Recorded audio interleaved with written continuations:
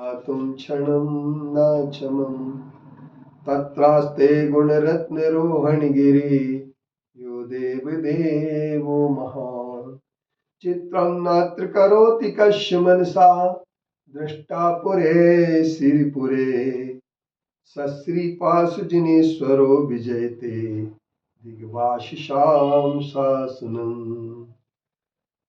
पत्र टिके न जहाँ अधर में गुण रत्नों का गिरिवर हो कितना विस्मय किसे नहीं हो चलो देख लो सिरपुर को देवों के भी देव पार्ष जिन अंतरिक्ष में शांत रहे युगों युगों तक दिगंबरों का जिन शासन जयवंत रहे। क्षमा वीरस्य भूषणम, क्षमा वीरों का आभूषण है। जब हमारे हृदय में क्रोध, वैर, विरोध और प्रतिशोध की भावना बढ़ती है तब हमारा पतन होता है, और जब हम क्रोध, विरोध और प्रतिशोध से ऊपर उठ जाते हैं तो क्षमा धर्म पैदा होता है। भूलने का नाम क्षमा है, और जितना हम वैर विरोध को याद रखेंगे उतने हम क्षमा से दूर हटेंगे। हमारे क्रोध बढ़ेगा और हमारे साथ में किए हुए भूतकाल को जितना हम याद करते चले जाएंगे, जितने हम कल में जिएंगे उतना हमारा क्रोध बढ़ेगा, उतना हमारा वैर बढ़ेगा, और हम वैर विरोध याद कर करके हम बढ़ाते रहेंगे। लेकिन यदि हम चाहते हैं कि क्षमा आए तो क्षमा नाम है भूल जाने का। किसी ने अगर हमारे प्रति कोई भी अपराध किया है, किसी व्यक्ति ने हमारा कोई नुकसान किया है, किसी व्यक्ति ने हमारे लिए सताया है, किसी व्यक्ति ने हमारा कुछ भी बिगाड़ा है, तो हम उसको भूल जाएं और भूल करके नए युग की ओर बढ़े, क्योंकि बीता हुआ समय कभी लौट करके आता नहीं है। सिर्फ उसकी हमारे पास स्मृति रहती है, और उस स्मृति के आधार पर ही हम किसी का बुरा करने की, बदला लेने की बात सोचते हैं। ये प्रतिशोध कहलाता है।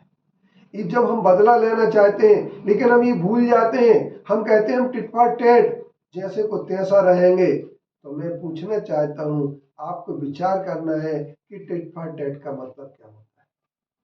आप बदला लेना चाहते हैं, और सामने वाले का यदि पुण्य तीव्र होता है तो आप उसके साथ बुरा करेंगे, पर बुरा होने वाला नहीं। क्यों?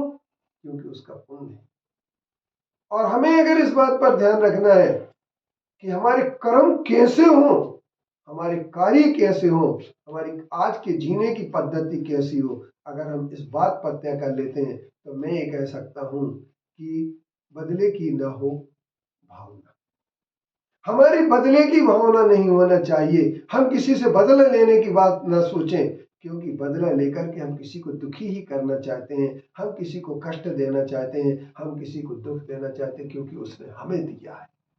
लेकिन भगवान पार्श्वनाथ, जिन अंतरिक्ष पार्श्वनाथ सिरपुर की भूमि पर बैठ करके मैं ये आपके लिए बात सुना रहा हूँ, वह अंतरिक्ष पार्श्वनाथ की भूमि इतनी पवित्र भूमि है, इतना महातीर्थ है कि यहाँ क्षमा के सिवा और कुछ नहीं हो सकता है। लेकिन विडंबना इस बात की कि यहाँ पर तीर्थ हड़पने की जो नीति चल रही है उसका हम लोगों को सोचना पड़ता है कि अगर हम इसके बारे में कुछ नहीं कहें तो चीन की विस्तार नीति के तहत जिस तरीके से चीन भारत पर निरंतर भारत को सताता रहता है, चिढ़ता रहता है और भारत के विरोध में कुछ न कुछ करता रहता है, ठीक इसी तरीके से श्वेतांबरों का यही है कि उन्होंने लेप के में दिगंबर पार्श्वनाथ भगवान का दिगंबर स्वरूप बिगाड़ने की कोशिश की। और एक तीर्थ नहीं, अगर हमने इस त्रिपुर तीर्थ के लिए बचाने का प्रयास नहीं किया तो 36 तीर्थों पर और आक्रमण की योजना बनाएंगे। इसलिए आवश्यक है कि हम यहीं पर विराम दें। क्षमा हमारी वहीं होती है जहाँ संस्कृति की रक्षा का प्रश्न आता है, वहां पर हमें दिखाना पड़ता है। जहाँ हमारी बहू बेटी की इज्जत का प्रश्न आ जाए वहां पर हमें यदि क्रोध न आए तो हमारा जीना भी बेकार हो सकता है। लेकिन क्रोध यदि निरपराध के प्रति आता है, क्रोध उतना बुरा नहीं होता है। अगर हम किसी भी चीज की, संस्कृति की रक्षा, तीर्थ की रक्षा, धर्म की रक्षा के लिए, तो हमारे लिए तत्पर रहना पड़ेगा। यदि हम इसके लिए तत्पर नहीं होंगे तो हम कायर कहलाएंगे।